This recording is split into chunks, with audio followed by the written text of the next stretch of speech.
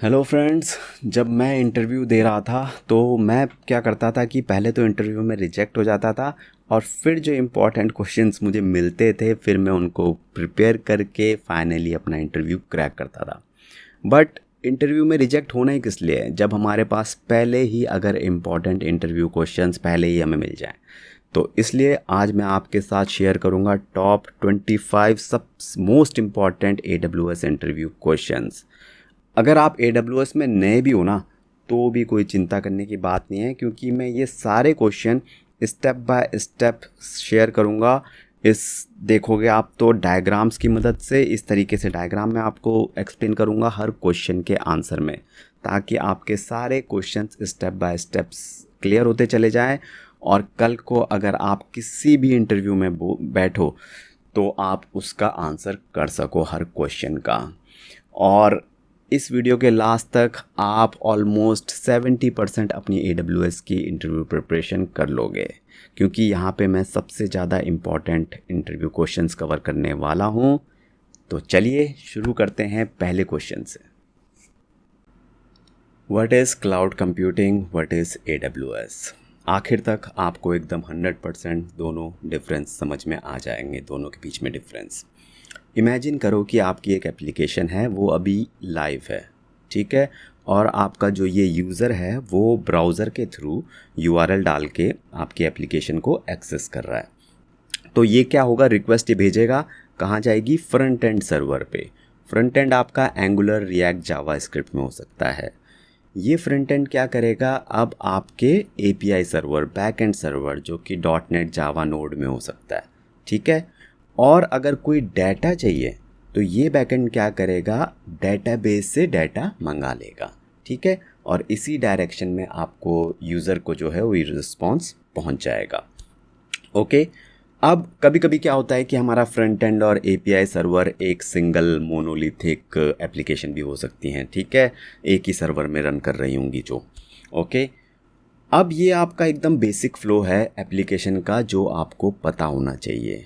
All right, now ये जो है हमारा फ्लो, ये हम इंफ्रास्ट्रक्चर इसे कहते हैं, ऑन प्रीमाइस एप्लीकेशन और इंफ्रास्ट्रक्चर।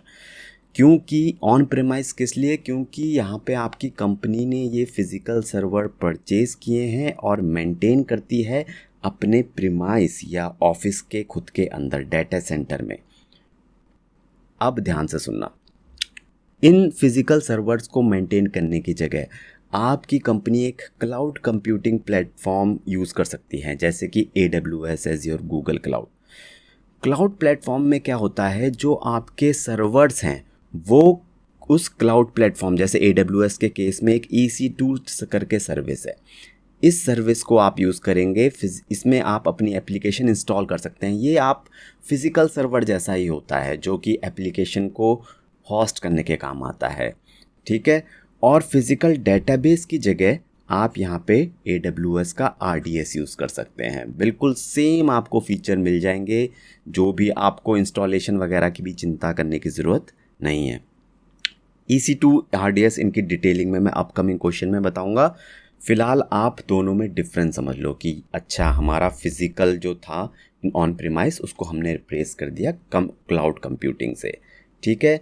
क्लाउड कंप्यूटिंग में आपके सर्वर्स, एप्लीकेशन सर्वर्स, डेटाबेस, बहुत सारी सर्विसेज प्रेजेंट होती हैं। और ये जो AWS इनको कहीं कॉमन प्लेस में रखता है अपने डाटा सेंटर में, अमेज़ॉन AWS रखता है, और आप उसको इंटरनेट के थ्रू एक्सेस करते हो उन सर्वर्स को, उन सर्विसेज को। आपके अपने पास कोई आपको सर्वर मेंटेन करने की ज़रूरत नहीं है। ओके। और जैसे आपकी कंपनी करेगी वैसे ही बहुत सारी अदर कंपनी भी क्लाउड कंप्यूटिंग के थ्रू इन EC2 सर्वर, RDS सर्वर्स को यूज़ कर सकती है। तो अब आपको एक आइडिया लग गया कि ओके, अब हमें अपने पास फिज़िकल सर्वर रखने की ज़रूरत नहीं है। तो अब कंक्लूड करते हैं एक डेफिनेशन। ये रही क्लाउड कंप्यूटिंग। पहले क्या है cloud computing? is the delivery of computing services like servers, storage, databases, networking, बहुत टाइप की सर्विसेज होती है कंप्यूटिंग में, softwares, AI over the internet. Okay, instead of using physical hardware, आपको फिजिकल हार्डवेयर, आपकी कंपनी को फिजिकल सर्वर्स हार्डवेयर रखने की ज़रूरत नहीं है। ठीक है, अब क्या क्या सर्विसेज होती हैं, स्टोरेज, डेटाबेस जो AWS आपको प्रोवाइड करता है, वो सब मैं आपको अपकमिंग क्वेश्चंस में एक्सप्लेन करूँगा एक एक करके। बट आप फिलहाल कॉन्सेप्ट, तो क्लाउड कंप्यूटिंग क्या है, एक कॉन्सेप्ट है। AWS क्या है, उस कॉन्सेप्ट को इम्प्लीमेंटेशन है, उसकी इम्प्लीमेंटेशन, ये डेफिनेशन है। AWS is a cloud computing platform provided by Amazon, offering a wide range of services for building, deploying and managing application and infrastructures. In short, अब जितनी भी कंपनीज हैं उनको अपने खुद के सर्वर्स मेंटेन करने की ज़रूरत नहीं है। ऑन प्रेमिस सर्वर और ऑन प्रेम भी कह लो, सर्वर्स की ज़रूरत नहीं है। ठीक है, ये तो है AWS का एक एडवांटेज। ऐसे ही हमारे बहुत सारे एडवांटेज हैं जो AWS और क्लाउड कंप्यूटिंग प्रोवाइड करते हैं, जो कि ऑन प्रिम अगर आप खुद के सर्वर्स रहेंगे आपकी कंपनी के पास, तो वो एडवांटेजेस आपको नहीं मिलेंगे। तो अपकमिंग क्वेश्चन में मैं आपको वो सारे एडवांटेजेस पहले बता दूंगा कि क्या एडवांटेजेस हैं AWS के, या फिर आप कह लो क्लाउड कंप्यूटिंग के। और ये सारा डायग्राम और डेफिनेशन आपकी इस बुक में प्रेजेंट है। Okay, and yes, remember, rejections do not define you. Join my never give up challenge like these candidates until you get the success. Accept the challenge by typing never give up in the comments and share your success story once you get the success like these candidates. What are the 5 advantages of using AWS over on-premise servers? और आप कह सकते हो कि भाई AWS हम क्यों use करें, क्या क्या एडवांटेजेस हैं इसके। तो चलिए मास्टर करते हैं। यहाँ पे एक सेम एग्जांपल है जहाँ पे आपका यूज़र जो है वो पहले फ्रंट एंड पे रिक्वेस्ट भेज रहा है, फिर बैक एंड पे रिक्वेस्ट भेज रहा है। दोनों हमारे EC2 सर्विस में है, जो मैं आगे डिटेल में एक्सप्लेन करूँगा। और फिर वही सेम फ्लो है एप्लीकेशन का, ठीक है, जो मैंने पहले एक्सप्लेन किया है। पहला एडवांटेज क्लियर है, वो है कॉस्ट सेविंग। कहने का मतलब है, फॉर एग्ज़ाम्पल आपके कंपनी के पास 10 एप्लीकेशन हैं और उनको होस्ट करने के लिए 10 सर्वर्स हैं। बट टुमारो क्या होता है कि आपकी कंपनी के पास 5 ही एप्लीकेशन रह गई, तो 5 जो सर्वर्स थे वो तो वेस्ट हो गए, राइट। बट AWS में ऐसा नहीं है। अगर आपकी एप्लीकेशन 5 ही रह गई हैं तो आप 5 EC2 सर्विसेज इंस्टेंसेस को हटा सकते हैं इमीडिएटली अपने अकाउंट से, AWS अकाउंट से। ठीक है, आपको उनको पे करने की ज़रूरत नहीं है। पे एज यू गो, पे whatever you use, for that only you have to pay।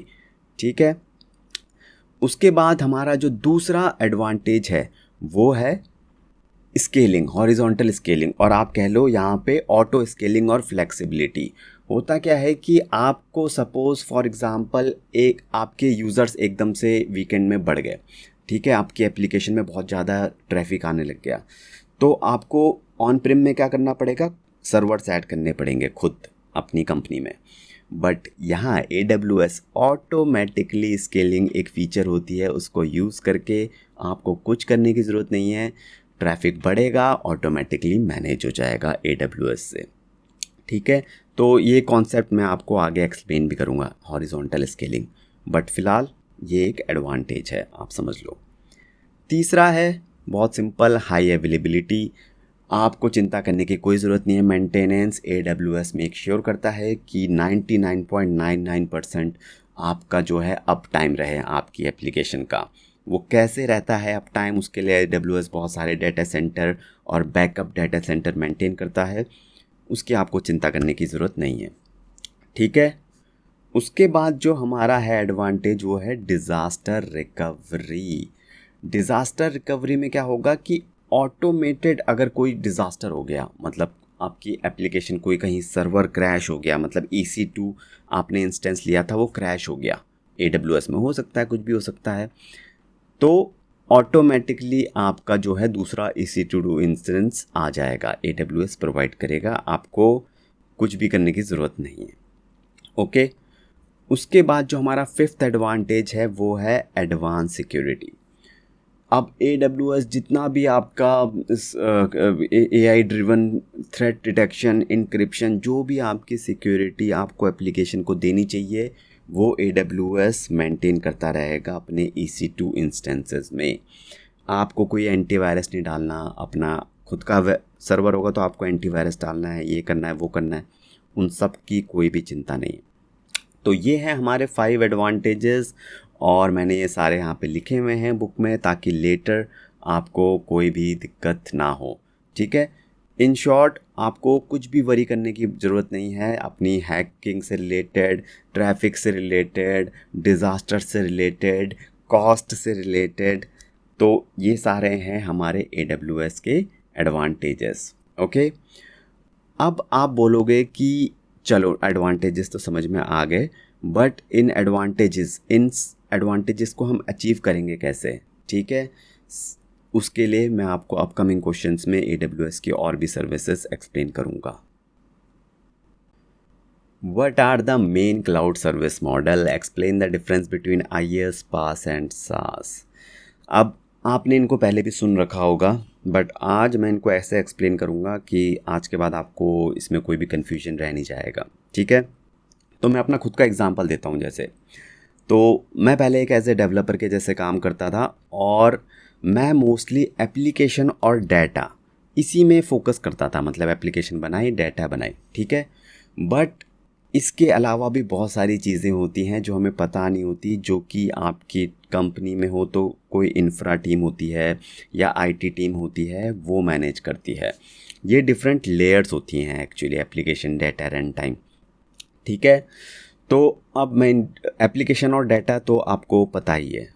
ठीक है, जो कि आप एज ए डेवलपर अगर आपका थोड़ा सा आइडिया है तो आप उनको मैनेज करते हो। एप्लीकेशन के लिए आप .NET, जावा ये सब यूज़ करते हो, डाटा के लिए डेटाबेस यूज़ करते हो। उसके बाद आपके पास क्या होता है, रन टाइम। ये जो एप्लीकेशन है आपकी .NET, जावा, इनके रन टाइम होते हैं, राइट। इनको इंस्टॉल किया जाता है सर्वर पे, तो वो रन टाइम भी मैनेज करना पड़ता है, IT टीम करती है। उसके बाद कुछ मिडलवेयर्स होते हैं। मिडलवेयर्स मतलब आपकी एप्लीकेशन कोई थर्ड पार्टी यूज़ कर रही है, फॉर एग्जांपल MS ऑफिस से कोई इंटरेक्शन कर रही है, एक्सेल ओपन हो जाती है आपकी एप्लीकेशन के थ्रू, ऐसा कुछ, वो भी मैनेज करना पड़ता है। उसके बाद operating system, Windows, Linux, server पे ये सब इंस्टॉल करना पड़ेगा, IT टीम करेगी। ओके, फिर वर्चुअलाइजेशन, जो आपके फिज़िकल सर्वर्स हैं उनकी कुछ इमेजेस आपके सर्वर्स में इमेजेस भी बनाते हैं, वर्चुअलाइजेशन। फिर सर्वर्स मतलब ओवरऑल जो आप एक सर्वर मेंटेन करते हो, उसमें एंटीवायरस डालते हो, अपडेट्स करते रहते हो ऑपरेटिंग सिस्टम का, वो भी एक पूरा काम है। उसके बाद स्टोरेज, अब आपकी एप्लीकेशन में कुछ डाटा होगा, कोई इमेजेस होंगी आपकी वेबसाइट में, तो उनके लिए स्टोरेज चाहिए प्रॉपर में, वो भी मैनेज होगा। और नेटवर्किंग, आपका जो सर्वर है वो बहुत सारे कंपनीज़ में जो बहुत सारे और सर्वर्स हैं उनके साथ कनेक्टेड होगा। तो ये जो सारे काम हैं ये कौन करेगा? IT इंफ्रा टीम आप कह सकते हो उसको। ठीक है, आप इसकी चिंता नहीं करते हो, बट वो लोग करते हैं। ओके, तो ये हमारा जो है पूरा ऑन प्रीमाइस का इंफ्रास्ट्रक्चर हो गया। ऑलराइट, सब कुछ आपके कंपनी में है, और ये ऑनेस्टली बहुत सारा काम हो गया आपके पास, राइट। अब AWS क्लाउड प्लेटफॉर्म हम यूज़ करना शुरू करेंगे। AWS में सबसे पहले हमारा आता है, ये आपका मैनेज्ड बाय कंपनी था, infrastructure as a service. Okay, यहाँ पे क्या होगा कि application, data, runtime, middleware और ऑपरेटिंग सिस्टम, ये तो मैनेज करेगी आपकी कंपनी। ठीक है, या फिर आप, ओके, या आपकी कंपनी की IT टीम। ओके, बट उसके नीचे की चीज़ें, वर्चुअलाइजेशन, सर्वर्स, स्टोरेज, नेटवर्किंग, ये सब कौन मैनेज करेगा? AWS। आपको इसके बारे में चिंता करने की ज़रूरत नहीं है, आपकी कंपनी को। ठीक है, तो इन शॉर्ट अब आपकी कंपनी का काम कम हो गया, वर्कलोड कम हो गया। ठीक है, इसके बाद दूसरा सबसे पॉपुलर मॉडल है, वो है हमारा PaaS, platform as a service. यहाँ अगर आप देखोगे तो आपको बस एप्लीकेशन और डाटा वो मेंटेन करना है, और बाकी की सारी चीज़ें, रन टाइम, मिडलवेयर, ब्ला ब्ला ब्ला, सब जो है AWS मेंटेन करेगा। तो AWS में कुछ सर्विसेज हैं जो कि IaaS को वो करती हैं और कुछ पास को वो करती है। मैं आगे आप बताऊंगा, ठीक है, धीरे धीरे आपको सब समझ में आ जाएगा। फॉर एग्जाम्पल, इसके बाद एक और वो है मॉडल, वो है SaaS, software as a service. यहाँ पे सब कुछ AWS मेंटेन करता है। तो जो जैसे अमेज़ॉन वर्क मेल सुना होगा, सेल्स फोर्स सुना होगा, ऑफिस 365, ये सब SaaS ऐप बेस्ड एप्लीकेशन है। आपकी कंपनी बस इन एप्लीकेशन को यूज़ करती है, कोई भी डेवलपर इसमें कुछ नहीं करता, कोई टेक्निकल चीज़ नहीं करता। इस SaaS में आपकी कंपनी को कोई भी टेक्निकल काम करने की ज़रूरत नहीं है, ठीक है। तो ये है हमारी story IaaS, PaaS and SaaS की। अब ध्यान से सुनना, देखो ये जो हमने अब डिस्कस किया अभी अभी, एप्लीकेशन डाटा, ये सब लेयर्स हैं, ठीक है। AWS एक्चुअल सर्विसेज जो होती हैं वो अलग होती हैं। होता क्या है, इन लेयर्स को प्रोवाइड में कुछ सर्विसेज होती है, मतलब इन लेयर्स को इम्प्लीमेंट करने के लिए AWS सर्विसेज प्रोवाइड करता है। फॉर एग्जांपल, जो आपका EC2 है वो आपके यहाँ पे सर्वर्स को मोस्टली लेयर को सेटिस्फाई करता है, ठीक है। और आपको एज ए डेवलपर मोस्टली या तो IaaS में काम करना होगा अगर AWS डेवलपर, या फिर आपको पास में काम करना होगा। SaaS में तो कुछ काम करने के लिए रहेगा ही नहीं, कुछ टेक्निकल चीज़ होती नहीं है। तो सबसे ज़्यादा 80% AWS डेवलपर पास में काम करते हैं, और जो आपके IT टीम होती है वो मोस्टली इसमें काम करती है, IaaS में, ठीक है। तो ये था हमारे इन सारी सर्विसेज का कंपैरिजन, और कैसे ऑन प्रीमाइस से हम बढ़ते हैं IaaS, PaaS और SaaS। एंड आई होप कि अब आपको एकदम क्लियर हो गया होगा। जो भी मैंने समझाया, ये देखिए मैंने लिख भी दिया है कि ये मैनेज्ड बाय AWS डेवलपर हैं, IaaS और PaaS। जो भी मैंने समझाया मैंने यहाँ पे एक एक लाइन में लिख भी दिया है इस बुक में, ताकि लेटर अगर कोई रिवाइज़ करना चाहे तो कोई दिक्कत नहीं आनी चाहिए। और मिनिमम डेफिनेशन लिखी हुई है, मैंने ज़्यादा थ्योरी बहुत ज़्यादा लिखी नहीं है। कोशिश मैंने ये करी है कि मैं पहले समझा दूँ, समझ में आ जाए, फिर रिवाइज़ करने के टाइम पे आप चाहे तो बुक यूज़ कर सकते हैं। और मेमोराइज़ मत करना इसको, समझ में नहीं आया तो फिर से समझना, बट मेमोराइज़ करने की ज़रूरत नहीं है ये टेबल, ठीक है। तो ये था इस क्वेश्चन का आंसर। चलिए अब यहाँ पे एक छोटा सा क्वेश्चन है, what is AWS shared responsibility model. तो मैंने ये पहले ही समझा दिया है, IaaS, PaaS और SaaS। अगर ये आपको समझ में आ गया है तो फिर ये बहुत ही आसान है, ठीक है। मैं पहले ही बता चुका हूँ कि अब AWS के थ्रू आपकी कंपनी वर्क जो है शेयर कर सकती है, कि भाई कुछ लेयर्स का वर्क AWS करे, कुछ लेयर का वर्क हम कर लें। तो ये जो शेयरिंग ऑफ रिस्पॉन्सिबिलिटी है, इसी को हम शेयर्ड रिस्पॉन्सिबिलिटी मॉडल कहते हैं। अब डेफिनेशन यहाँ मैंने लिख दी है। Shared responsibility model defines who is responsible for what when using AWS cloud services. It splits the responsibilities between AWS and your company. ठीक है, तो सिंपल सा छोटा सा आंसर है, बशर्ते आपको ये IaaS, PaaS, SaaS का जो कॉन्सेप्ट है AWS का, इन ये लेयर्स जो हैं इनके बारे में थोड़ा आइडिया होना चाहिए।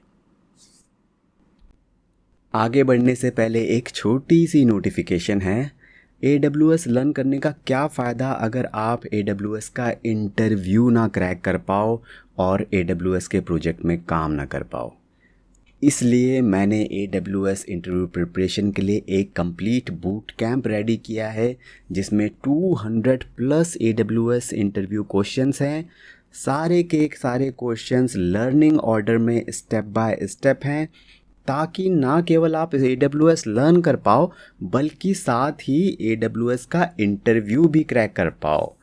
ये जो PPT और PDF बुक है जिससे मैं पढ़ा रहा हूँ, ये भी अवेलेबल है।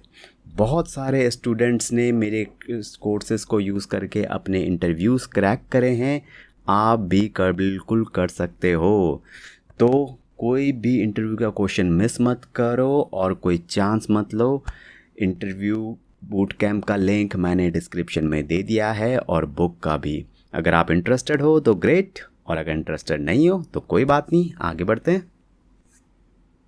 What are the main categories of AWS services? What are the top 25 services? तो मैं पहले आपको कंसोल में दिखा देता हूँ कि कुछ इतनी टाइप्स की, इतनी सर्विसेज होती हैं हमारी AWS में। तो ये सब सीखना ज़रूरी नहीं है, आपको केवल इनमें से 20% सर्विसेज पे ध्यान देना है, जो कि मैं आपको हर क्वेश्चन में, आने वाले क्वेश्चन में बताऊंगा। तो वो 20 सर्विसेज आपकी 90% एप्लीकेशंस को डेवलप करने में मदद करेंगी। बाकी की जो 80% सर्विसेज हैं वो जब आप AWS में एक्सपर्ट हो जाओगे, ये तो आप जितना आपको यूज़ है उतना कम है AWS में, आप देख ही रहे हो, ठीक है। तो अब मैं आपको मेन सर्विसेज बता देता हूँ। पहली हमारी कैटेगरी होती है AWS में कंप्यूट। ओके, कंप्यूट में कौन कौन सी सर्विसेज हैं हमारी? Elastic beanstalk, EC2, lambda. मैं केवल मेन सर्विसेज पे फोकस कर रहा हूँ, जैसा कि मैंने कहा, और मैं उन्हीं को एक्सप्लेन करूँगा। सारी सर्विसेज में बहुत ज़्यादा टाइम लगेगा। कंप्यूट का क्या मतलब है? कंप्यूट मतलब जो आपकी एप्लीकेशन को प्रोसेस करती हैं, जो आपकी जितने भी एप्लीकेशन प्रोसेसिंग, एप्लीकेशन सर्वर, वो सब आपकी कंप्यूट में आएंगी। तो आपकी एप्लीकेशन के लिए ज़रूर है इलास्टिक बीनस्टॉक, EC2, लैम्डा और ECS, ठीक है। दूसरी है हमारी डेटाबेस सर्विस। आप डेटाबेस आपको बताइए, उसके लिए हमारे पास डेटाबेस, सॉरी, एक कैटेगरी है services RDS, AWS services, DynamoDB, Redis, Aurora, ठीक है। फिर स्टोरेज से related S3 service, EBS, EFS। फिर networking VPC, Route 53, CloudFront, ELB, API gateway. फिर messaging and integration specially for developers, SNS, QSQS, event bridge. Security category IAM, secrets manager and KMS। और फिर आती है इंफ्रा डेवऑप्स, जो आपकी DevOps team use करती है, cloud formation, cloud watch, cloud pipeline, cloud deploy. In short ये जो है ये आपकी मेन 25 to 30 सर्विसेज होंगी। आई थिंक ये बहुत ज़्यादा फ्रिक्वेंटली और इन्हीं से रिलेटेड क्वेश्चंस हमें पूछे भी जाते हैं।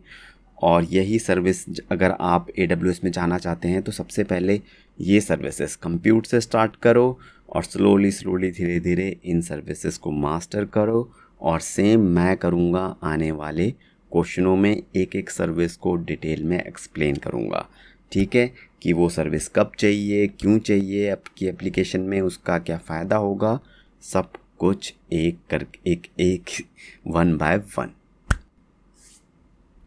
What is hybrid cloud? तो एक छोटा सा एग्जांपल देता हूँ। सपोज़ आपके पास एक ई-कॉमर्स एप्लीकेशन है और आपकी कंपनी क्या करना है, उस एप्लीकेशन को AWS में माइग्रेट करना चाहती है। तो आपकी कंपनी ने क्या किया कि फ्रंट एंड और API बैक एंड जो सर्वर थे वो तो माइग्रेट कर दिए AWS में, बट जो आपकी कंपनी का जो डेटाबेस था वो बहुत ही कॉम्प्लेक्स और बहुत ही ह्यूज है और बहुत ही क्रिटिकल है सिक्योरिटी पॉइंट ऑफ व्यू से। आप उसको AWS में नहीं डालना चाहते, आपको AWS पे ट्रस्ट नहीं है कि AWS बैंकिंग डोमेन का कुछ डेटाबेस है।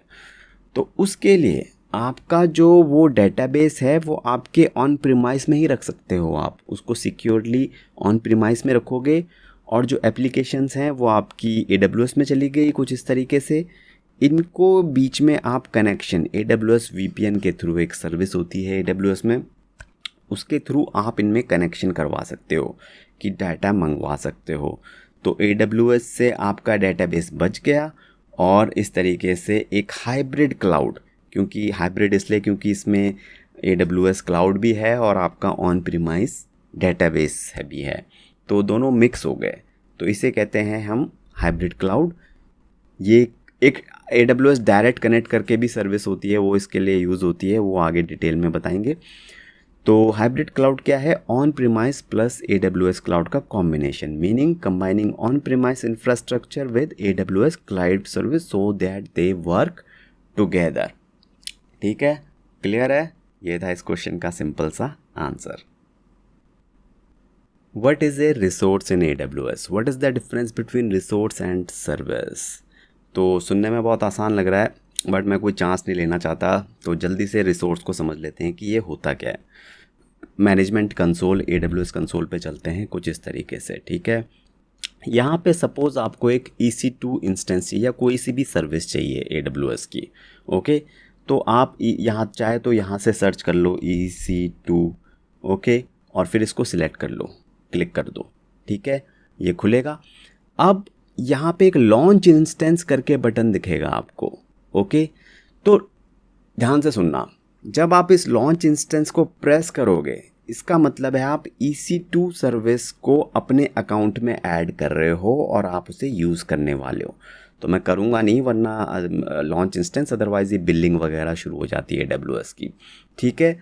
तो अगर मैं इसको लॉन्च कर दूंगा इस EC2 सर्विस को, तो ये एक इंस्टेंस ऐड हो जाएगा और ये कहलाएगा रिसोर्स। ओके, तो सर्विस को जब हम क्रिएट करते हैं अपने अकाउंट में तो वो एक रिसोर्स कहला देता है और हम उस रिसोर्स को यूज़ करते हैं, चाहे तो हम उसमें एप्लीकेशन होस्ट करें, डेटाबेस डालें, वो सब कुछ भी कर सकते हैं हम, ठीक है। तो हम किसी भी सर्विस का रिसोर्स क्रिएट कर सकते हैं, ठीक है।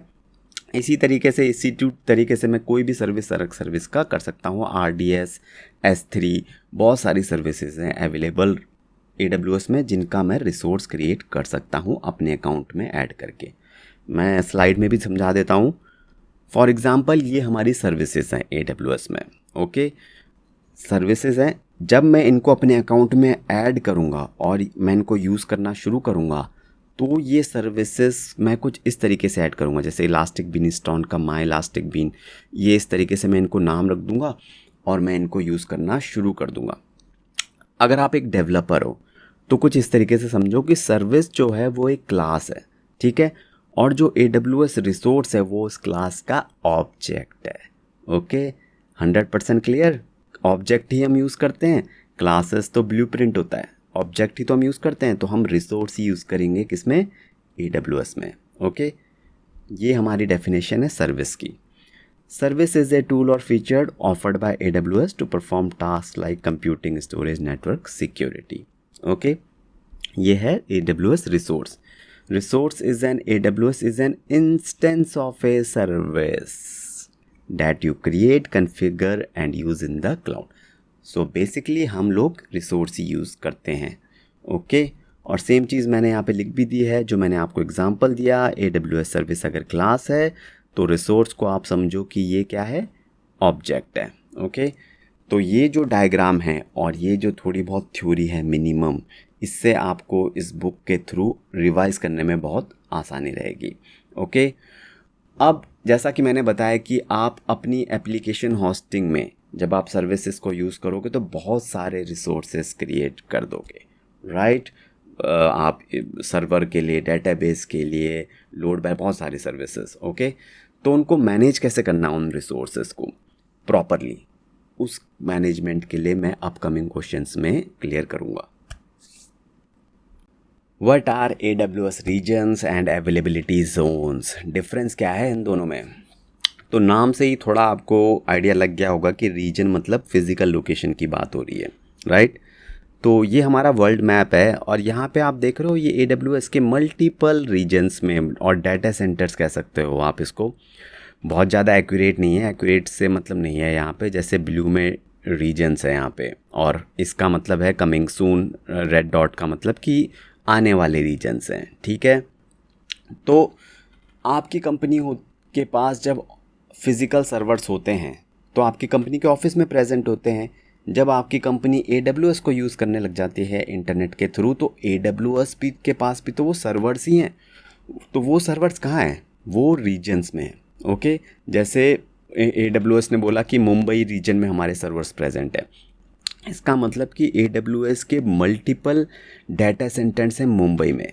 और अगर आप एक इंडिया की कंपनी हो और आपकी जो कंपनी के यूज़र बेस्ड हैं वो भी इंडियन ही हैं, तो आप जो है रीजन सेलेक्ट करोगे अपने लिए मुंबई का, क्योंकि ये नियरेस्ट है और यहाँ से जो आपके यूज़र्स को लोड टाइम है एप्लीकेशन का, वेबसाइट का, वो कम रहेगा। समझ रहे हो? कोई US, अगर आपकी एप्लीकेशन के यूज़र्स US में हैं तो आप फिर नॉर्थ वर्जीनिया या मतलब US में जो भी रीजन्स होंगे AWS के यहाँ पे वो यूज़ करोगे। ओके, आप वो सिलेक्ट करोगे अपने AWS के लिए। ऑलराइट, तो समझ गए, जो हमारा रीजन है is a geographical area where AWS has multiple data centres. Okay, और जो आपका अवेलेबिलिटी जोन है is a physical separate data centre. तो रीजन के अंदर मल्टीपल डाटा सेंटर होंगे, उन डाटा सेंटर को हम कहेंगे अवेलेबिलिटी जोन। मल्टीपल क्यों होंगे कि भाई अगर एक डाटा सेंटर फेल हो गया मुंबई के अंदर तो दूसरा डाटा सेंटर उसको बैकअप दे देगा। तो आपका रीजन जो मुंबई आपने सिलेक्ट कर रखा है वो चलता रहेगा, ठीक है। It ensures high availability by protecting your application from failure in a single data centre. That's it. What are AWS compute services? Name a few of them. क्या होता है कि जो सर्विसेज कंप्यूटेशन करती है ना, उन्हें कंप्यूट सर्विसेज कहते हैं।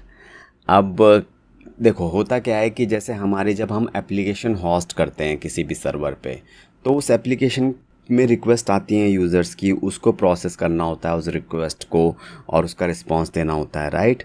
तो ये सब जो होता है ये हमारा प्रोसेसिंग कहलाता है, एग्जीक्यूशन कहलाता है, ओके। इसके लिए हमें प्रोसेसर की ज़रूरत होती है, प्रोसेसर को सबसे ज़्यादा यूज़ करने की ज़रूरत होती है। तो वो सर्विसेज AWS में जो ये काम कर पाती हैं प्रोसेसिंग का, उन्हें कंप्यूट सर्विसेज कहते हैं।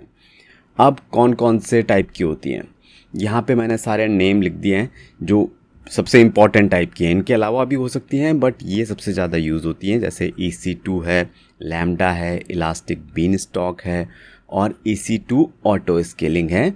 ये सबसे ज़्यादा यूज़ होती हैं। AWS लैम्डा किसके लिए होती है? सर्वरलेस कंप्यूट के लिए। इलास्टिक बीनस्टॉक इसलिए यूज़ होती है कि आपके एप्लीकेशन को बहुत जल्दी डिप्लॉय कर सके विदाउट मैनेजिंग एनी इंफ्रास्ट्रक्चर। कुछ इंफ्रास्ट्रक्चर की दिक्कत नहीं, EC2 से भी ज़्यादा कन्वीनियंट है ये, ओके। और हाँ, मैं डिटेल में आगे आने वाले क्वेश्चनों में सबको एक एक करके एक्सप्लेन करूँगा।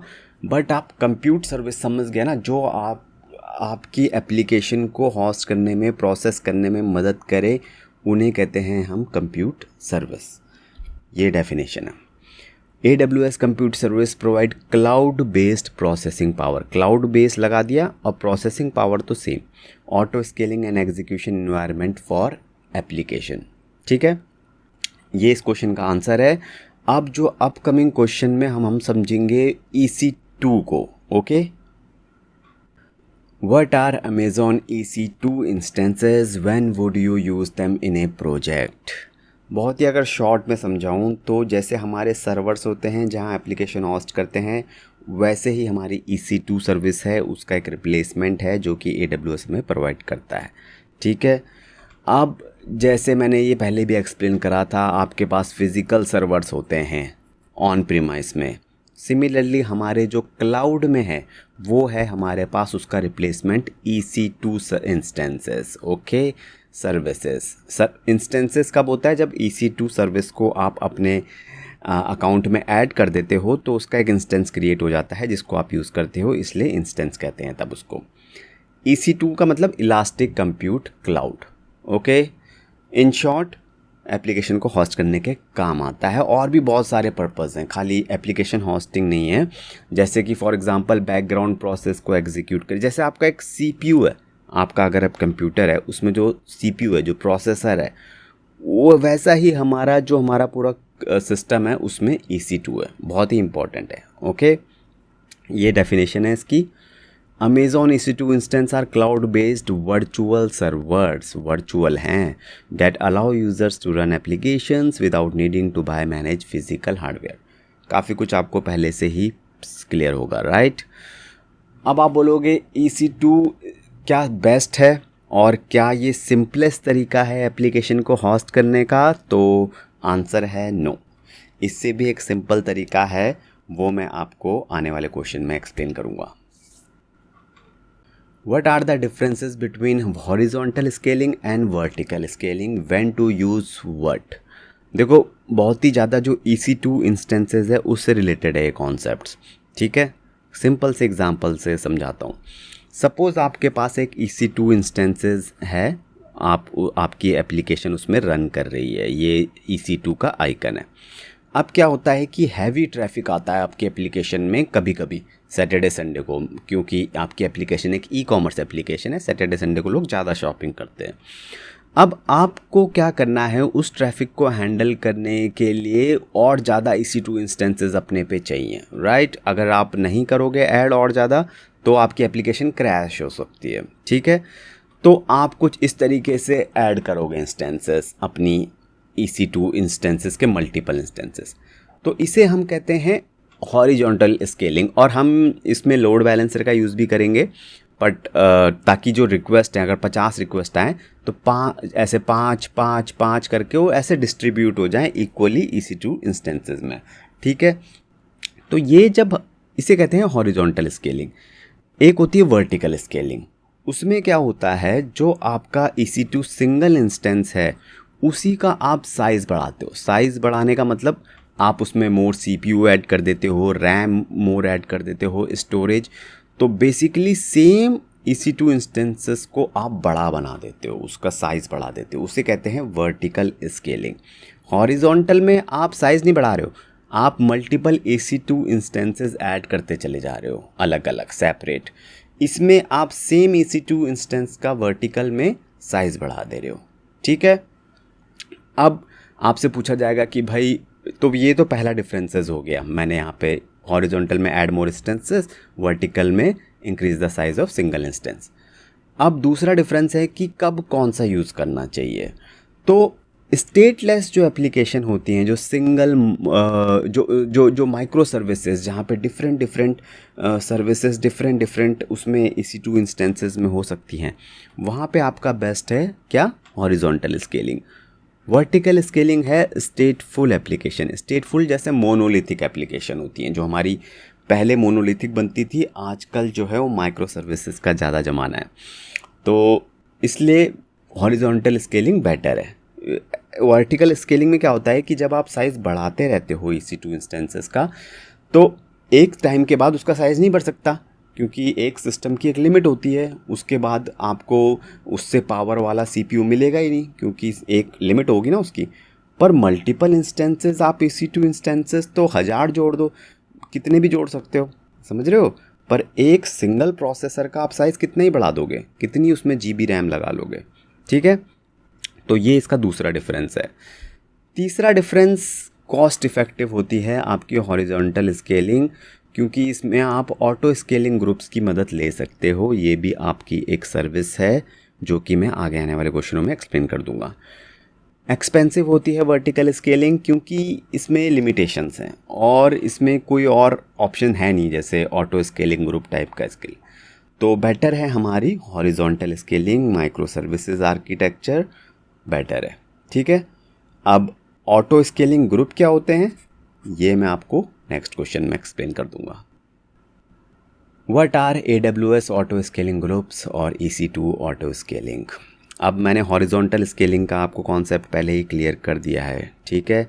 अगर आपकी कोई वेबसाइट है जिसको आपने EC2 इंस्टेंस में AWS में होस्ट किया है, तो उसमें आप ट्रैफिक इंक्रीज़ होता है, तो आप क्या कर सकते हो, मैनुअली EC2 इंस्टेंस ऐड कर सकते हो, ताकि ट्रैफिक इक्वली डिस्ट्रीब्यूट हो जाए और कोई प्रॉब्लम ना आए।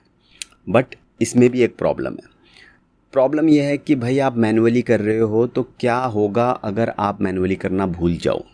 मैनुअली में हो सकता है नहीं ऐड कर पाए कोई EC2 इंस्टेंस, तो क्रैश हो जाएगी आपकी एप्लीकेशन, राइट। तो क्योंकि कभी भी ट्रैफिक तो ऊपर नीचे कभी भी जा सकता है, आप उसको कितना मैनुअली देखोगे, राइट। तो इस प्रॉब्लम को सॉल्व करने के लिए हमारे पास क्या है, EC2 ऑटो स्केलिंग। इसमें अगर आपको क्या करना है, ये जो आइकन होगा, आपको EC2 इंस्टेंस ऐड नहीं करना है, आपको EC2 auto scaling instance add करना है। तो शुरुआत में तो इसमें एक ही EC2 इंस्टेंस रहेगा, पर जैसे ही ट्रैफिक बढ़ेगा, इसमें अपने आप ये मैनेज करेगा, EC2 इंस्टेंस ऐड कर देगा। कम हो जाएगा ट्रैफिक, EC2 इंस्टेंस रिमूव कर देगा। आपको मतलब मैनुअली कुछ भी ऑपरेट करने की ज़रूरत नहीं है कि साइज़ बढ़ रहा है, ट्रैफिक बढ़ रहा है तो आपको ऐड करने की, ठीक है। ये definition. An auto scaling group is a set of EC2 instances that automatically scale based on the traffic or customs rule which you can set। आप अपने हिसाब से customs rule सेट कर सकते हो कि इतना ट्रैफिक हो जाए तो EC2 इंस्टेंस ऐड हो जाए, नहीं हो तो कम हो जाए तो डिलीट हो जाए, ठीक है। जैसा मैंने बताया शुरुआत में जो है, the number of UM instances can automatically increase or decrease in response to the demand। तो शुरू में तो एक ही इंस्टेंस रहेगा बाय डिफ़ॉल्ट, बट जैसे जैसे ट्रैफिक कम या ज़्यादा होगा, आपका जो ऑटो स्केलिंग है वो अपने आप ही मैनेज कर लेगा। और यही है ऑटो स्केलिंग क्वेश्चन का आंसर। That's it. ये एक छोटा सा क्वेश्चन है, what are EC2 instance types. बहुत इंपॉर्टेंट क्वेश्चन नहीं है, बट अगर आपको EC2 इंस्टेंस पता है तो ये भी पता रहेगा, तो कोई बड़ी बात नहीं है। यहाँ पे एक टेबल है, अब मेमोराइज मत करना है इस टेबल को, बिल्कुल भी ज़रूरत नहीं है। बस अवेयर रहो कि हमारे जब हम EC2 इंस्टेंस क्रिएट करते हैं अपने AWS में, तो हमारे पास बहुत सारे ऑप्शंस रहते हैं, फैमिली रहती है। तो बेस्ड ऑन द नीड कि भाई आपको किस तरीके का प्रोसेसर चाहिए। फॉर एग्ज़ाम्पल जो सबसे कॉमन है वो टी है, तो आपको ये टी फैमिली पता होनी चाहिए, और ये जनरल पर्पज़ है, लो कॉस्ट है, सबसे ज़्यादा ये ही यूज़ होता है। बट अगर आपको कुछ ऐसा कंप्यूट ऑप्टिमाइज चाहिए, अगर आपको नॉलेज है मेमोरी ऑप्टिमाइज चाहिए, तो उसके लिए अलग अलग ऑप्शंस भी हैं। बट बाय डिफ़ॉल्ट अगर आपको नहीं पता है तो आप जनरल पर्पस लो कॉस्ट जो इंस्टेंस टाइप है EC2 का, उसके साथ जाओ। और मेमोराइज मत करना, बस पता होना चाहिए कि टी है हमारे पास जो फैमिली, उसको यूज़ करना है, that's it. What are spot on demand and reserved instances? Now again ये थोड़ा सा हमारा जो हम बाय और सब्सक्राइब करते हैं AWS सर्विसेज में जो EC2 को, उससे रिलेटेड है ये, ठीक है। अब फॉर एग्ज़ाम्पल आप इसमें आप EC2 में सिलेक्ट कर सकते हैं कि आपको ऑन डिमांड चाहिए कि नहीं। ऑन डिमांड का मतलब क्या होता है कि pay only what you use with no commitment, ideal for short time और अनपेड। तो आपने EC2 इंस्टेंस आपने ऐड करने जा रहे हो, तो आपने सिलेक्ट किया वहाँ पे ऑन डिमांड ऑप्शन।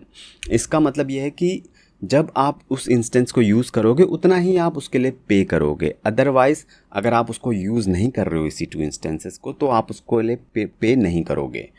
तो कब बेस्ट रहेगा ये, जब आपके पास अनप्रेडिक्टेबल लोड है, क्योंकि आपके पास हो सकता है कि साल में वो 1 महीना ही वो EC2 इंस्टेंस काम रहे, ठीक है। दूसरा ऑप्शन तो 1 महीने का ही आपको पेमेंट करना पड़ेगा, ना कि 11 महीने का आपको पेमेंट करने की ज़रूरत नहीं है, ठीक है। ये ऑन डिमांड अगर आपने सिलेक्ट किया। अगर आपने रिज़र्व सिलेक्ट किया है तो आपने मतलब बुक कर लिया है प्रॉपर। जैसे होता है ना कि आपने एक टैक्सी बुक कर ली 6 महीने के लिए, कि मुझे तो रोज़ ही जाना होता है ऑफिस, तो 6 महीने के लिए मैंने बुक कर दी। उसमें आप 1 टाइम पेमेंट दोगे, बट आप देखोगे तो आपका पर डे कॉस्ट कम आएगा अगर आप उसको फ्रीक्वेंटली यूज़ कर रहे हो उस टैक्सी को, सही में आप ऑफिस जा रहे हो उस टैक्सी में, जो आपने एक तरीके से आपने कार ख़रीद ली या कार रेंट कर ली साल भर के लिए। तो बेटर 1 डे से आपको मतलब बेटर पड़ेगा अगर आप प्रॉपरली यूज़ करोगे तो, ठीक है। तो रिजर्व्ड इंस्टेंस है वो। सेम तरीके से आप EC2 इंस्टेंस को AWS में कर सकते हो, जो मैंने कैप का एग्जांपल दिया। तीसरा है स्पॉट इंस्टेंस। ये जो है ये सबसे सस्ता वाला फ्लेक्सिबल तरीका है। जो आपकी बैच जॉब्स होती हैं, बैकग्राउंड में रन करती हैं, उनके लिए आप स्पॉट इंस्टेंस का यूज़ कर सकते हो, ठीक है। स्पॉट इंस्टेंस मतलब आपने शेयर्ड कैब बुक करी, जैसे ओला शेयर्ड या उबर शेयर्ड जो चलती है ना, तो उसमें आपने अपनी सर्विस सीट बुक कर ली। तो उससे क्या होगा, वो सर्विस थोड़ी स्लो तो रहेगी क्योंकि वो बाकियों को भी पिकअप करेगी, ड्रॉप करेगी, राइट। तो स्पॉट इंस्टेंस थोड़ा सा वो तो रहेगी मतलब स्लो, बट आपका काम हो जाएगा अगर आपका डायरेक्ट बैच जॉब्स टाइप के उससे, मतलब आपको कोई अर्जेंट टास्क नहीं कराना है, आपको कुछ बैकग्राउंड में एप्लीकेशंस कभी कभार रन करानी है। सबसे बड़ा फ़ायदा ये है कि ह्यूज डिस्काउंट मिल रहा है, सबसे सस्ती है, ठीक है। उसके बाद रिजर्व्ड इंस्टेंस थोड़ा सा महंगा होता है क्योंकि रिजर्व्ड होता है ये, राइट। तो इसका EC2 इंस्टेंस महंगा होगा। On demand based on the demand, आप जितना यूज़ करो, ज़्यादा यूज़ कर रहे हो तो बेटर कि आपको रिजर्व्ड इंस्टेंस ही ले लो। तो ये EC2 इंस्टेंसेस के अलग अलग वो होते हैं, आप सिलेक्ट कर सकते हो जैसा आपको चाहिए। What is AWS Elastic Beanstalk? For what purpose you can use it? तो अगर आप डेवलपमेंट बैकग्राउंड के हो तो ये जो इलास्टिक बीनस्टॉक है ये आप सबसे ज़्यादा यूज़ करोगे, ठीक है। अगर आपको याद हो जो IaaS होता है ये, हाँ, इंफ्रास्ट्रक्चर एज ए सर्विस, तो ये जो EC2 था ये हमारा, अगर आप इसको यूज़ कर रहे हो तो इसका मतलब आप इंफ्रास्ट्रक्चर एज ए सर्विस जो वो है हमारा, उसको यूज़ कर रहे हो, ठीक है। क्योंकि यहाँ पे आप OS भी इंस्टॉल करोगे EC2 में, middleware, run time, data, application, ये सब कुछ आपको इंस्टॉल करना पड़ेगा। EC2 is like a blank server, आपको यहाँ पे ये सब कुछ इंस्टॉल करना पड़ेगा, ऑपरेटिंग सिस्टम, मिडलवेयर, सब कुछ मैनेज करना पड़ेगा। जो भी आपको AWS ने दिया है तो आपको AWS में EC2 में सब कुछ इंस्टॉल करना पड़ेगा, ठीक है। बट अगर आप ये सब नहीं करना चाहते, ठीक है, और आप चाहते हो आपको केवल एप्लीकेशन और डाटा ही है आपके पास, तो उसके लिए आपके पास इलास्टिक बीनस्टॉक एक ऑप्शन है, जो कि मैंने बताया था कि EC2 से बहुत ही ज़्यादा सिंपल है। अगर आप नए हो AWS में और आपको एप्लीकेशन होस्ट करनी है तो सबसे पहले आप इलास्टिक बीनस्टॉक यूज़ करोगे, ना कि EC2। EC2 में आपको सब कुछ इंस्टॉल, वो ब्लैंक सर्वर है, ये आपको सब कुछ देता है, ऑपरेटिंग सिस्टम, मिडलवेयर, सब कुछ AWS रन टाइम, सब कुछ AWS ने पहले डाल दिया। आपको जावा की एप्लीकेशन है तो जावा रन टाइम इंस्टॉल करने की ज़रूरत नहीं है, AWS करके देगा, आपको बस एप्लीकेशन और डाटा देखना है, ठीक है। तो इसके लिए आपको इलास्टिक बीनस्टॉक यूज़ करना चाहिए, ओके। यहाँ पे सिंपल सी डेफिनेशन है, elastic beanstalk is a fully managed platform as a service that enable developers to deploy and scale web application and services without managing the infrastructure। तो अब आप कहोगे कि भाई जब हमारे पास इलास्टिक बीन स्टॉक है तो हम EC2 को यूज़ करते ही क्यों हैं? और तो करते हैं क्योंकि ज़रूरत अलग अलग होती है, जैसे मैंने बताया ब्लैंक सर्वर है उसमें अलग, तो वो भी मैं आगे आने वाले क्वेश्चंस में एक डिटेल्स में बताऊंगा कि कब कौन सा बेटर है। हमेशा हमें बीन स्टॉक की सिंपल है तो हमेशा यही ले लें, नहीं, ऐसा नहीं होता, कभी कभी हमें EC2 यूज़ करना पड़ता है, तो वो मैं आगे आने वाले क्वेश्चन में अपडेट कर दूंगा कि कौन सा कब यूज़ करना चाहिए। What are the 5 main features or advantages of using Elastic Beanstalk? तो जैसा कि मैंने बताया कि जो EBS है, इलास्टिक बीनस्टॉक, ये बहुत ज़्यादा पॉपुलर पास सर्विस है, बहुत ज़्यादा यूज़ होती है। ऑलमोस्ट 80% एप्लीकेशन हम इसी को यूज़ करके डिप्लॉय करते हैं AWS में, ठीक है। इधर आप EC2 इंस्टेंस यूज़ कर सकते हो, पर उसमें आपको मैनुअली काफ़ी काम करना पड़ेगा। इलास्टिक बीनस्टॉक जो है बहुत कुछ चीज़ें सिंप्लीफाई कर देती है। तो 5 एडवांटेज इसके देखेंगे, ये हमारा इलास्टिक बीनस्टॉक है पास का एग्जाम्पल। तो सबसे पहला जो एडवांटेज है वो है multi programming language support. .NET, जावा, पाइथन, नोड, जिसमें भी किसी में आपकी एप्लीकेशन है, कोई फ़र्क नहीं पड़ता आपका टेक स्टैक क्या है, कौन सा भी है, बीनस्टॉक में आपको अपना प्लेटफॉर्म सेलेक्ट करना है, एप्लीकेशन बस डाल देनी है। आपको फ्रेमवर्क कैसे अपडेट हो रहा है बैकग्राउंड में, AWS क्या कर रहा है उसके साथ, मतलब फ्रेमवर्क को अपडेट भी होते रहते हैं, सब AWS मैनेज कर लेगा, ठीक है। सेकंड फीचर है हमारा बिल्ट इन स्केलेबिलिटी और ऑटो स्केलिंग कह सकते हैं। मतलब ट्रैफिक अगर इंक्रीज़ होगा, यूज़र्स ज़्यादा आएंगे तो अपने आप EBS उसको हैंडल कर लेगा, अपने आप उसको ट्रैफिक कम होगा तो अपने आप मैनेज कर लेगा, आपको उसकी चिंता करने की ज़रूरत नहीं है। AWS हैंडल करेगा स्केलिंग, अप स्केलिंग और डाउन स्केलिंग को, ठीक है। तीसरा फुल्ली मैनेज्ड, मतलब OS update, security, maintenance, monitoring, patching, बहुत सारी चीज़ें होती हैं एक सर्वर को मैनेज करने के लिए, वो सब आपको चिंता करना ही नहीं है, आपको केवल एप्लीकेशन और डाटा, ठीक है। फोर्थ है हाई अवेलेबिलिटी, तो ऑटो फेलवर, बैकअप्स, मतलब सब कुछ इंटीग्रेटेड है। लोड बैलेंसिंग जो है वो ऑटोमेटिक है, मैं आगे बताऊंगा लोड बैलेंसिंग होती क्या है, बट ऑटो रिकवरी सब कुछ बैकएंड से मैनेज है, ठीक है। आपकी एप्लीकेशन चलेगी विदाउट इंटरप्शन, ऑलराइट। और पांचवा और लास्ट पॉइंट है secure and compliant, built in authentication, VPC, AWS certificate manager, जो भी AWS आपको प्रोवाइड कर सकता है सब कुछ इसमें है। सिक्योरिटी पॉइंट ऑफ व्यू से भी वेरी गुड है, ठीक है। जितनी भी बेस्ट प्रैक्टिसेस होती हैं ऑथेंटिकेशन की, सब AWS ने EBS के साथ दे रखी हैं। अब जैसा मैंने बताया तो ये तो थे हमारे जो EBS को क्यों यूज़ करना चाहिए, क्यों ये इतनी पॉपुलर है, और आप देख रहे हो बहुत हैवी रीजंस हैं इसके, ठीक है। तो जैसा मैंने पहले भी कहा था कि अगर ये इतना ही अच्छा है तो फिर हम EC2 को यूज़ ही क्यों करते हैं, राइट? क्यों हम उसको कभी कभी होस्टिंग एप्लीकेशन के लिए यूज़ करते हैं, वो एक बार मैं कंपैरिजन आपको अगले क्वेश्चन में, आने वाले क्वेश्चनों में बता दूंगा। What are AWS Lambda functions? Have you ever used them in your project? तो चलिए समझते हैं AWS Lambda। बहुत ही इम्पॉर्टेंट कॉन्सेप्ट है ये, सब आना ही चाहिए, पता होना चाहिए कि कब यूज़ करना है इसे हमें अपनी एप्लीकेशंस में। ठीक है, तो सपोज़ इमेजिन करो कि आप और आपकी डेवलपमेंट टीम है, उन्होंने एक एप्लीकेशन बनाई और AWS में होस्ट कर दी। ठीक है, उसके लिए आपने एक फ्रंट एंड सर्वर रखा जो कि एंगुलर, रिएक्ट और जावास्क्रिप्ट में था।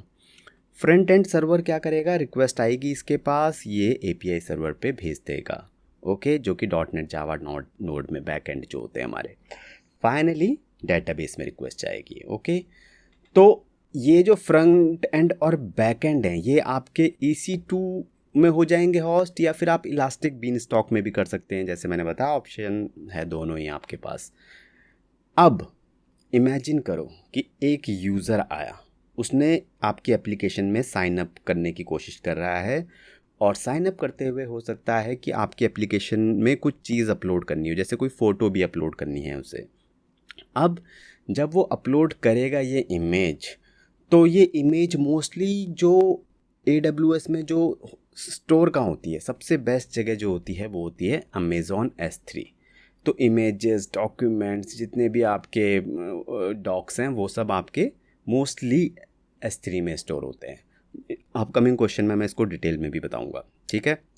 अब ध्यान से सुनना, इमेजेस जो उसने अपलोड करी वो लार्ज साइज़ की थी, और लार्ज साइज़ की अगर उसने अपलोड करी तो इसका मतलब उसको S3 में भी ज़्यादा ही स्पेस वो ऑक्यूपाई करेगी, और जिससे आपका जो कॉस्ट है, क्योंकि आप ज़्यादा स्पेस ले रहे हो S3 में, तो AWS आपको ज़्यादा चार्ज करेगा। ठीक है, तो एज ए डेवलपर आपके दिमाग में एक आइडिया आया कि कैसे ना कॉस्ट बचाई जाए। तो आपने क्या किया, एक AWS लैम्डा सर्विस यूज़ करी, किसकी, AWS की, ओके। एंड लैम्डा क्या होगा, जैसे ही इमेज S3 में आएगी, लैम्डा में आपने एक कोड लिखा होगा, लैम्डा कुछ नहीं बस एक कोड है, ओके। ये कोड अपने आप एग्जीक्यूट हो जाएगा जैसे ही इमेज आएगी, ट्रिगर हो जाएगा कोड, और इस कोड में आपने कुछ एल्गोरिथम लिखी होगी जिससे कि जो इमेज आई है वो कंप्रेस हो जाए, और जो S3 में स्टोर कैसे हो, फिर वो कंप्रेस्ड फॉर्म में, पहले उसका अगर 10 MB साइज़ था तो 2 MB हो जाए।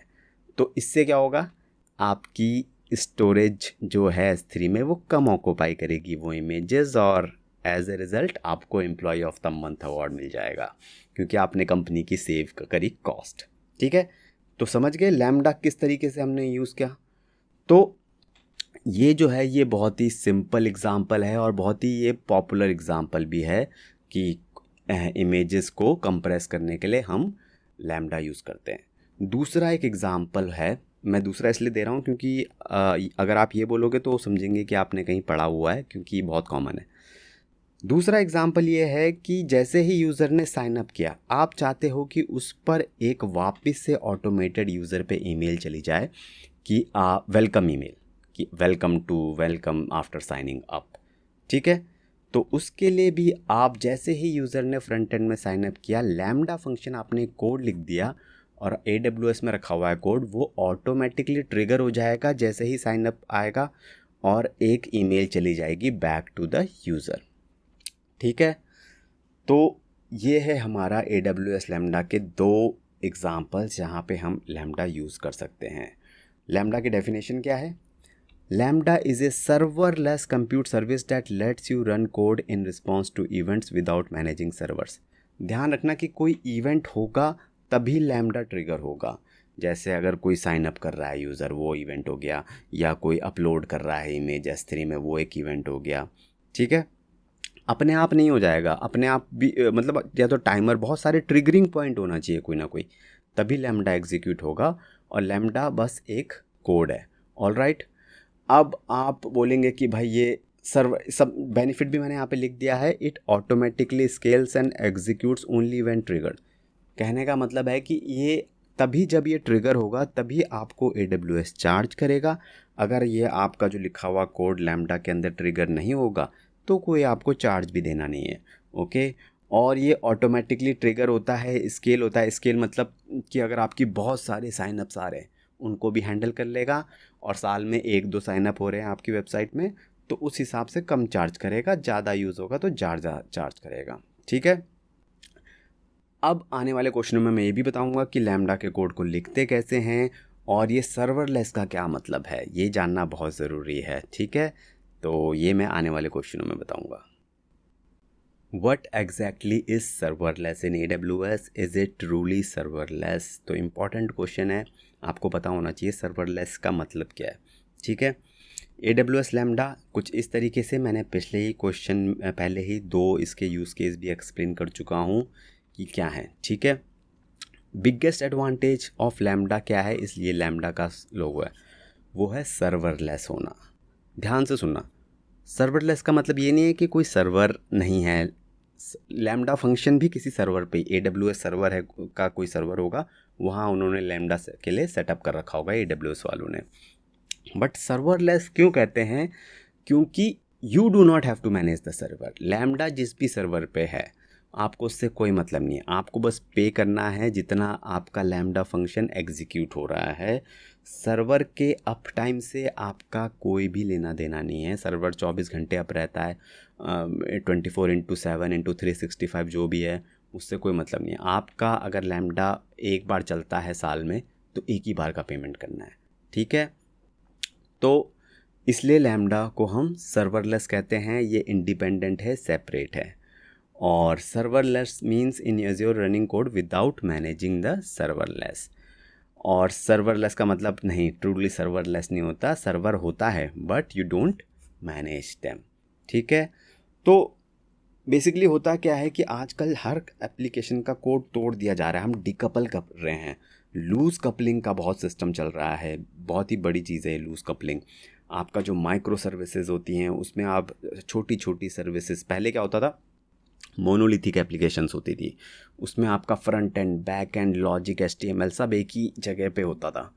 बट वो प्रॉब्लम होती थी कि स्केल करने में, जैसी जैसे एप्लीकेशन बिग होती जाती है उसको मैनेज करना मुश्किल होता जाता था। अगर आपको एप्लीकेशन में कोई मेंटेनेंस करना है तो आपको प्रोडक्शन में एप्लीकेशन बंद करनी पड़ती थी और तब रीडिप्लॉय करना पड़ता था, रिस्क बहुत ज़्यादा होता था। अब माइक्रो सिस्टम का सर्विसेज का ज़माना है। छोटी छोटी अलग अलग माइक्रो सर्विसेज होती हैं, इंडिपेंडेंट होती हैं, लूजली कपल्ड होती हैं, और वो बनती कैसे हैं, लैम्डा फंक्शन जैसी सर्विसेज होती हैं, जो कि छोटी छोटी services, easy to test, easy to fix, individual services. तो जो बड़ी टाइटली कपल्ड एप्लीकेशन है उनसे बेटर है लूजली कपल्ड छोटी छोटी एप्लीकेशन, और उन्हें बनाने के लिए लैम्डा जैसी चीज़ें हमारी मदद करती हैं। ठीक है, तो कोई भी लॉजिक, आपका email notification, image compression, data cleanup, जो कि सेपरेटली हो सकता है आपकी एप्लीकेशन में, उसे आप लैम्डा में रख दो। ठीक है, तो ये था हमारा लैम्डा का होने का पर्पस, सर्वरलेस, इंडिपेंडेंट, और माइक्रो सर्विसेज का भी थोड़ा मैंने आइडिया दे दिया अननेसेसरली, पर अगर आपको नहीं पता होगा तो पता लग गया होगा। फाइनल आंसर भी यहाँ पर लिखा हुआ है। तो I hope everything is clear to you now. What is Amazon RDS? How is it different from regular databases? तो अगर आपको पास कैटेगरी याद होगी जो मैंने बताया था शुरुआत में, तो यहाँ पे हमारा जो EC2, बीनस्टॉक, लैम्डा, वो एप्लीकेशन होस्टिंग के काम में आता है, जो आपका एप्लीकेशन पार्ट होता है उसकी होस्टिंग के, राइट। सिमिलरली जो डाटा है उसके डेटाबेस के लिए हमारे पास जो AWS में सर्विस है वो है RDS। RDS पास बेस्ड सर्विस है क्योंकि ये एप्लीकेशन और डाटा को हैंडल करती है, और डाटा किससे बिलोंग करता है, पास से। ओके, और अगर आपको ये वाला डायग्राम हो तो जैसा कि यहाँ पे फ्रंट एंड जब रिक्वेस्ट भेजता है API सर्वर पे, और API सर्वर डाटा कहाँ से मंगाएगा, फिर RDS से। तो अगर आप MySQL यूज़ करते हैं, Oracle, SQL सर्वर, कोई भी डेटाबेस, ये सब RDS से कंपैटिबल हैं, और RDS AWS में सबसे एक तरीके से कह लो तो बेस्ट डेटाबेस है। क्योंकि ये सभी डेटाबेसेस को MySQL, Oracle सबको सपोर्ट करता है। तो यहाँ पे एक छोटी सी डेफिनेशन देख लेते हैं इसकी। RDS is a fully managed cloud-based relational database service from AWS. It is offered as a platform as a service. अब जब मैंने यहाँ पे पास कहा तो इसका मतलब ये है कि आपको डेटाबेस इंस्टॉल करने की ज़रूरत नहीं है, उसके बैकअप्स मेंटेन करने की ज़रूरत नहीं है, अपडेट्स करने की ज़रूरत नहीं है। AWS सबका ध्यान रख लेगा। आपको बस अपनी टेबल्स बनानी है, डाटा बनाना है और जो भी उनके साथ आपको लॉजिक अप्लाई करना है वो सब आप डायरेक्टली स्टार्ट कर सकते हैं। ठीक है, तो ये डायग्राम और ये डेफिनेशन आपको बुक में हेल्प करेगी लेटर अगर आप रिवाइज करना चाहोगे तो। What is virtual private cloud in AWS? Why do we need it? तो चलिए समझते हैं इसको शुरू से। इमेजिन करो कि आप एक कंपनी की एप्लीकेशन को होस्ट कर रहे हो AWS में। आपने क्या किया, EC2 इंस्टेंसेस उसमें आपने सर्विस यूज़ करी और वहाँ पे अपनी एप्लीकेशन को होस्ट कर दिया, फ्रंट एंड को और बैक एंड को।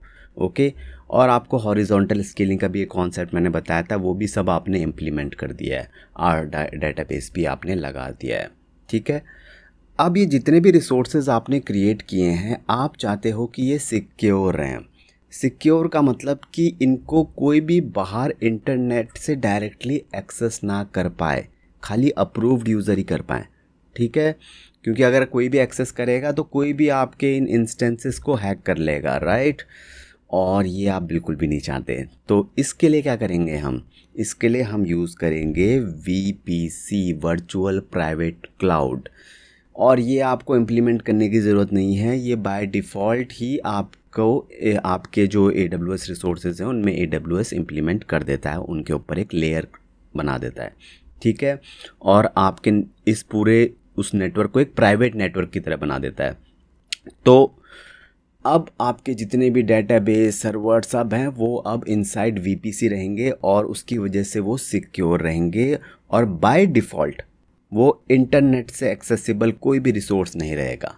ओके, तो आंसर ये है, a VPC is a private network in AWS where you can place your cloud resources like EC2 instances and databases. Okay, जैसा मैंने बताया कि, और ये दूसरा point, AWS automatically creates a default VPC in each region। Okay, ये default होता है बट आप अपनी तरफ से भी क्रिएट कर सकते हो। अब आप पूछोगे कि जब VPC ने ब्लॉक कर दिया इंटरनेट एक्सेस तो हमारा जो यूज़र बैठा है बाहर इंटरनेट पे वो हमारी एप्लीकेशन को एक्सेस कैसे करेगा। तो ये एक इम्पॉर्टेंट क्वेश्चन है और इसको मैं अपकमिंग क्वेश्चन में बताऊंगा कि वो कैसे करेगा। What is the role of AWS Elastic Load Balancer? What are the types of load balancer? तो बाय द एंड आपको सब कुछ क्लियर हो जाएगा। ओके, तो चलो आप एक डेवलपर हो मानते हैं और आप AWS यूज़ कर रहे हो अपनी कंपनी के लिए। AWS क्लाउड, आपकी एप्लीकेशन उसमें रन कर रही है। तो आपकी एप्लीकेशन में क्या क्या है, फ्रंट एंड है, बैक एंड है और एक डेटाबेस है। ठीक है, अब जब यूज़र्स वेबसाइट पे विज़िट करेंगे तो आप क्या करोगे, बहुत सारे यूज़र्स आने लग गए तो हॉरिजॉन्टल स्केलिंग का यूज़ करके, जो कि मैं पहले एक्सप्लेन कर चुका हूँ, आप और ज़्यादा EC2 इंस्टेंसेस यूज़ कर लोगे या ऑटोमेटिकली ऐड करवा दोगे ऑटो स्केलिंग ग्रुप को यूज़ करके अपने AWS में। ओके, अब जो इनकमिंग ट्रैफिक आ रहा है आपके यूज़र से, बहुत सारे यूज़र से, वो इन EC2 इंस्टेंस में कैसे ऑटोमेटिकली डिवाइड होगा इक्वली, उसके लिए हमारे पास होता है लोड बैलेंसर। सारी रिक्वेस्ट एक load balancer, AWS elastic load balancer करके सर्विस होगी, उसको आप यूज़ करोगे। वो सारी रिक्वेस्ट को पहले कलेक्ट करेगी, जैसे ट्रैफिक लाइट होती है ना, कलेक्ट करती है और फिर इवनली डिस्ट्रीब्यूट कर देगी कुछ इस तरीके से। ठीक है, तो अलग अलग डायरेक्शन में रिक्वेस्ट चली जाएंगी, डिस्ट्रीब्यूट हो जाएंगी प्रॉपरली, ताकि किसी भी EC2 इंस्टेंस पे ज़्यादा लोड ना हो और लोड इक्वली डिस्ट्रीब्यूट हो जाए। ये सिंपल सी डेफिनेशन है।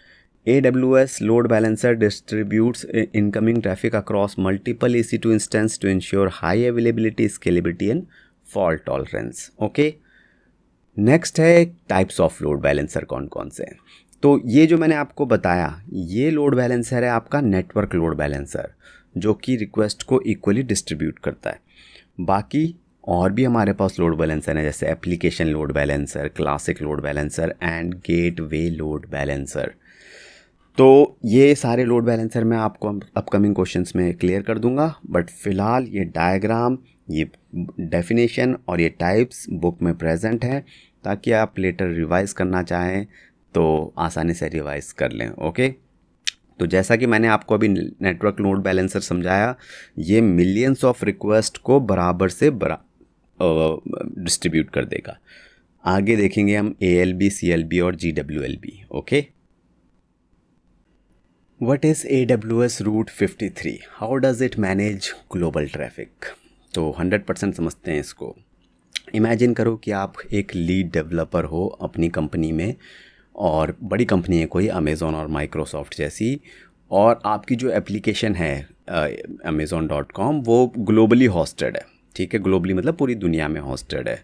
तो रीजन 1 है न्यूयॉर्क, वहाँ पे आपके बहुत सारे EC2 इंस्टेंसेस कुछ इस तरीके से रखे हुए हैं। फिर रीजन 2 है मुंबई, वहाँ पे भी आपके EC2 इंस्टेंसेस रखे हैं।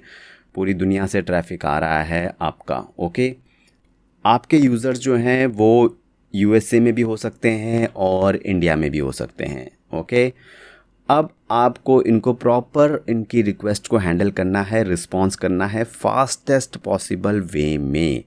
तो क्या करेंगे आप? तो जो USA से यूज़र आ रहे हैं, आप चाहते हैं उनकी जो रिक्वेस्ट आए वो कहाँ जाए? न्यूयॉर्क वाले रीजन में जाए, जो आपके इंस्टेंसेस EC2 न्यूयॉर्क में है। ठीक है, सिमिलर उसके लिए फिर आप क्या करोगे? एक रूट 53 सर्विस है जो आपकी AWS में, उसको यूज़ करोगे। रिक्वेस्ट आएगी, रूट 53 रिसीव करेगा, और बेस्ड ऑन द थिंग कि वो रिक्वेस्ट कहाँ के यूज़र से आई है, वो रीडायरेक्ट कर देगा उनको क्लोजेस्ट रीजन में। न्यूयॉर्क के US वालों को न्यूयॉर्क में, और इंडिया वालों की रिक्वेस्ट को वो रीडायरेक्ट कर देगा मुंबई रीजन में। ठीक है, अब एक बार रीजन में रिक्वेस्ट्स आ गई बहुत सारी जो भी आ रही हैं, उनको आप चाहे तो फर्दर लोड बैलेंसर लगा के फर्दर डिस्ट्रीब्यूट कर सकते हो। Okay, that's up to you. Load balancer की ज़रूरत है नहीं है, वैसे होती है, ये प्रॉपर स्ट्रक्चर होता है। सबसे टॉप में रूट 53 लग जाएगा, जितने भी US के यूज़र्स आ रहे हैं उनकी रिक्वेस्ट आएगी, वो रूट 53 उनको न्यूयॉर्क वाले रीजन में ट्रांसफ़र कर देगा, फॉरवर्ड कर देगा, और वहाँ पे लोड बैलेंसर उनको इक्वली डिस्ट्रीब्यूट कर देगा। ठीक है, डेफिनेशन देख लेते हैं। Route 53 is a DNS-based traffic routing service that distribute user request across AWS region. Region का कॉन्सेप्ट मैं पहले बता चुका हूँ। Okay, based on rules like user locations और लेटेंसी। अब ये लेटेंसी का क्या मतलब है? देखो, लेटेंसी कहने का मतलब, फॉर एग्ज़ाम्पल, अगर आपके रीजन 1 में रिक्वेस्ट आ रही हैं, बट रीजन 1 किसी वजह से डाउन हो गया, ओके, डाउन हो गया, नहीं चल रहा, तो क्या होगा? तो रूट 53 करेगा, रूट 50 आएगा, देखेगा रीजन 1 डाउन है, तो ये क्या कर देगा? US वाले यूज़र्स को भी इस रीजन 2 में मुंबई में भेज देगा उनकी रिक्वेस्ट को, क्योंकि स्लो मिलेगा रिस्पॉन्स, लेकिन मिलेगा तो सही, कम से कम डाउन से तो बेटर ही है। तो ये ऑटोमेटिकली आपका जो रूट 53 है वो रिक्वेस्ट को, जो लेटेंसी को हैंडल करने के लिए रीजन 2 में भेज देगा, किसी और रीजन में भेज देगा, ताकि रिस्पॉन्स फास्ट आ सके। तो ये था हमारा रूट 53 का एक्सप्लेनेशन।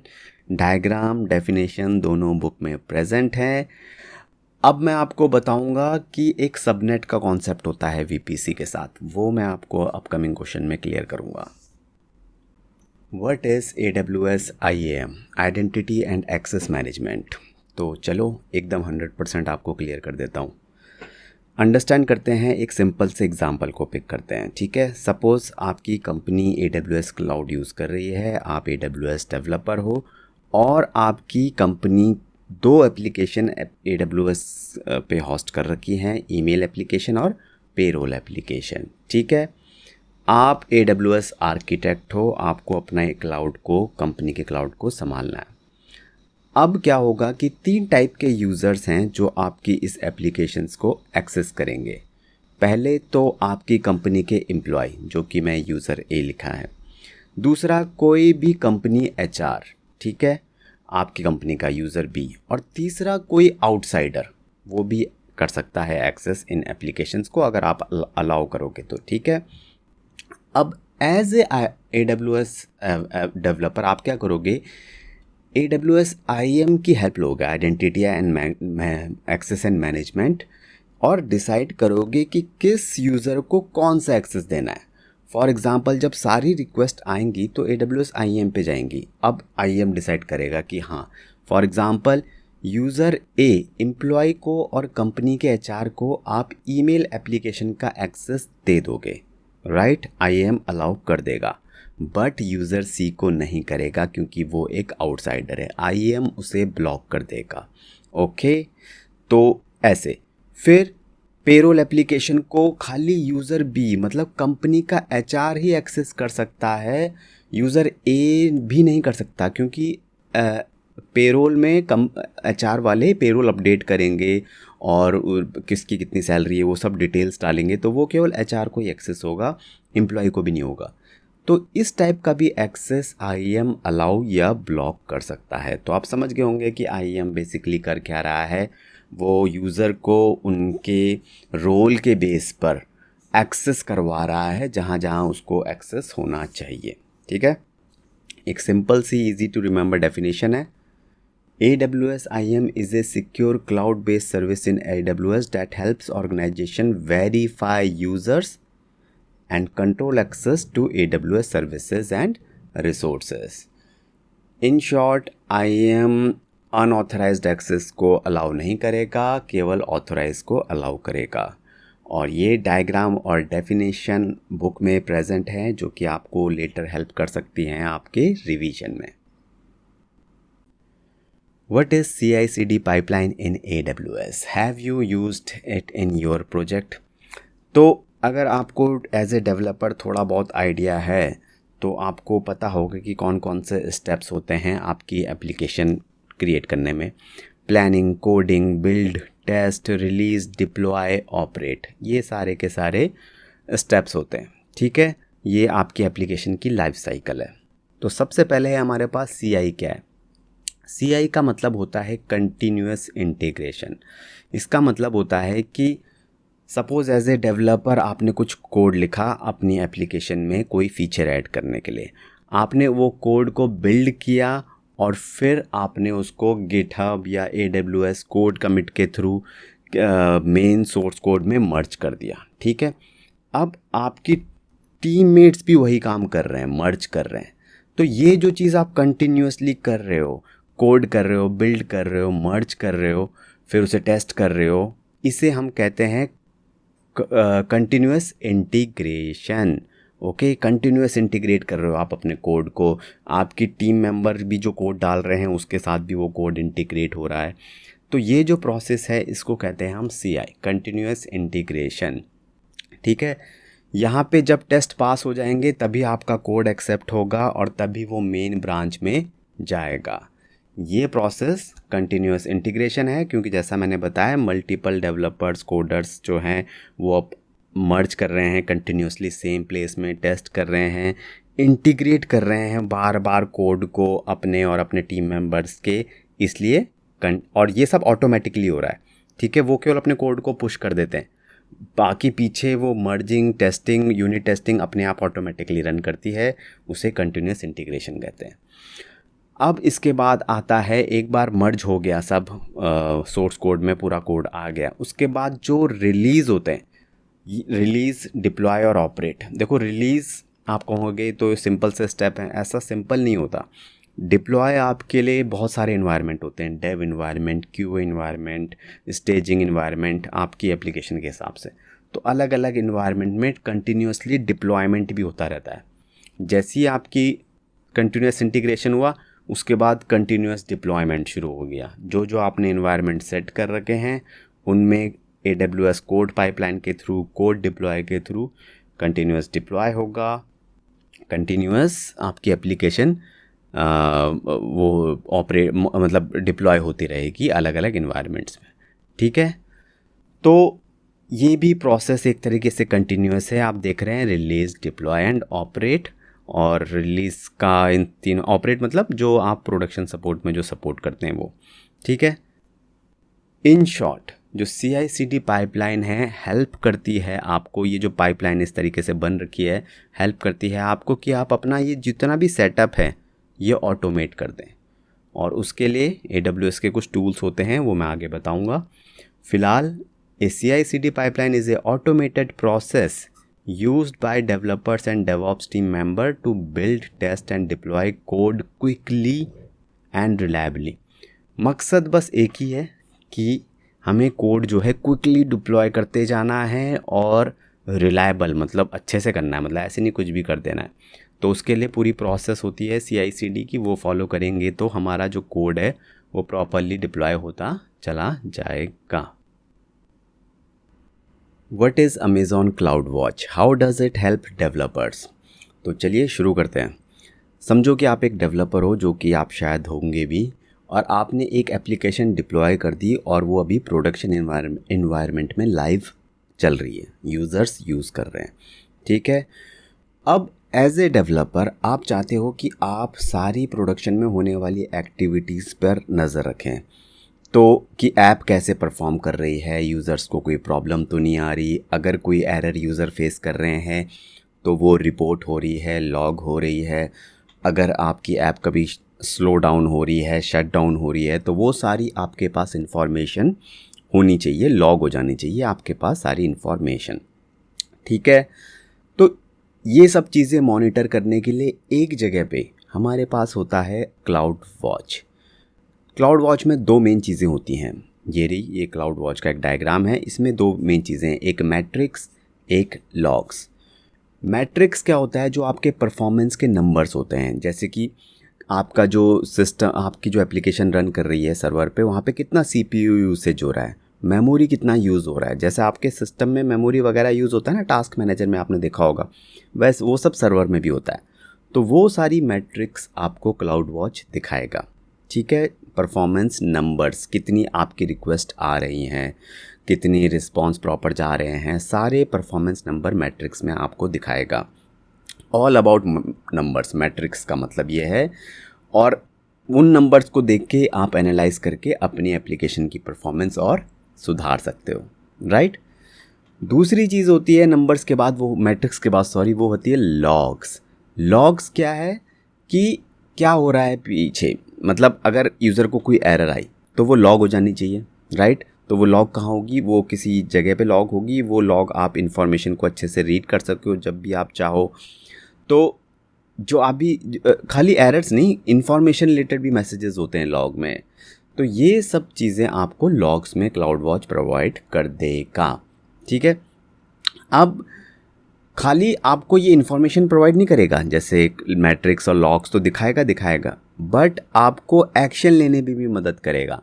फॉर एग्जांपल, ये आप फीचर्स में देख रहे होंगे, क्लाउड वॉच अलार्म सेट कर सकते हो आप, कि कोई भी एरर आए अलार्म आ जाए, या आपको कोई ईमेल आ जाए, कोई अलर्ट आ जाए, डैशबोर्ड में चीज़ डिस्प्ले हो जाए, तो एक्शन भी जैसे ही कोई अलार्म आया कुछ एक्शन हो गया, मेल चले गई, इस तरीके के फ्लो भी आप सेट कर सकते हो यूजिंग अमेज़ॉन क्लाउड वॉच।